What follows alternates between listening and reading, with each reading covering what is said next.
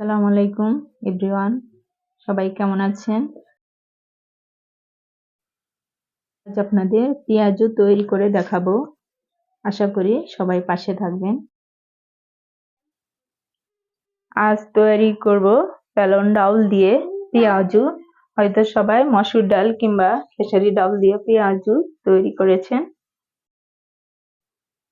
ডাউলটাকে আমি ব্লেন্ডারে ব্লেন্ড করে নিয়েছি, একদম মিহি করি নাই, দানা দানা রেখেছি। যেহেতু পেঁয়াজু বানাবো তাই ডাউলটা একটু দানা দানা থাকবে।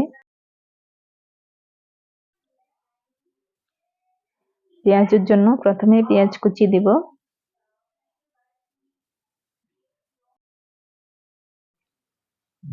চার পাঁচটা মরিচ কুচি দেব, সাথে দিয়ে দেব ধনিয়া পাতা কুচি,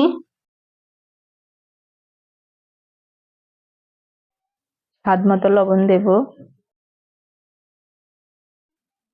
হাফ চা চামচ হলুদ গুঁড়া দেব, সাথে দিয়ে দিব হাফ চা চামচ জিরা গুঁড়া,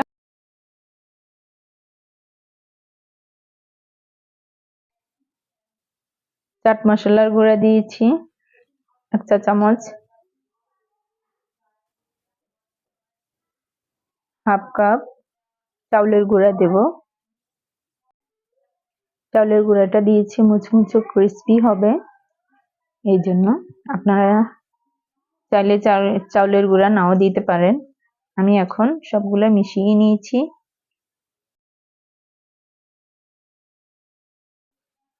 ভাজার জন্য প্যানে তেল দিয়েছি, তেলটা গরম হলেই পেঁয়াজগুলো দিয়ে দেব।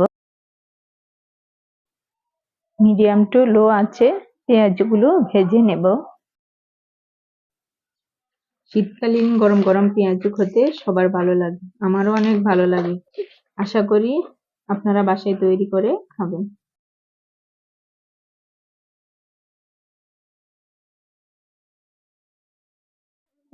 এক পিঠ হয়ে গেলে অপর পিঠ উল্টে দেব।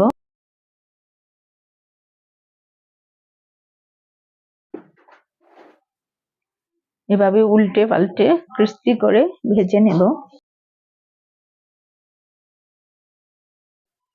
খুব অল্প সময়ে বাসায় এই পেঁয়াজগুলো তৈরি করতে পারেন।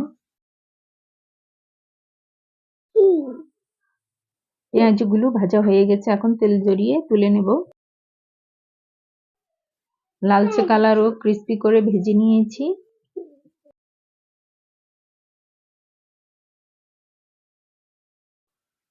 এভাবে সবগুলো পেঁয়াজও ভেজে নেব।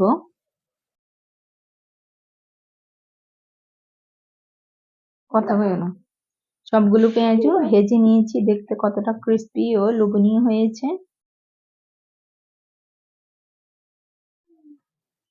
আমার রেসিপিটি ভালো লাগলে লাইক কমেন্ট করে পাশে থাকবেন। আল্লাহ হাফেজ।